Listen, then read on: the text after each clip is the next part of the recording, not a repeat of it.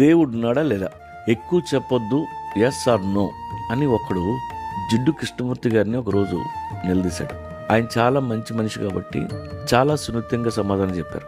అయినా వాడికి అర్థం కాలేదు. ఇప్పటికీ చాలా మందిలో ఉన్న ప్రశ్న అది.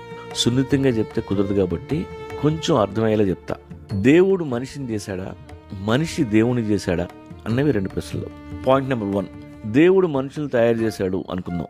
స్టీవ్ జాబ్స్ తయారు చేసిన iPhone extraordinary piece, Elon Musk తయారు చేసిన టెస్లా కార్ అమేజింగ్.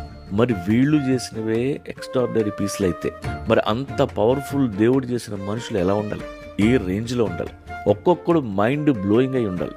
కానీ అలా లేవే. ఎవరిని పట్టుకున్నా డౌట్లు, కన్ఫ్యూజన్లు, భయాలు, మనశ్శాంతి లేదు. ప్రాబ్లమ్స్ వస్తే గాల్లో చూస్తుంటాం, బుర్ర గోక్కుంటాం, ఎక్కేట్ చేస్తుంటాం. ఎన్ని మ్యానుఫ్యాక్చరింగ్ డిఫెక్ట్లు. సరే, ఇవి పక్కన పెడదాం. మనం దేవుని పిల్లలం అని అందరూ నమ్ముతుంటాం.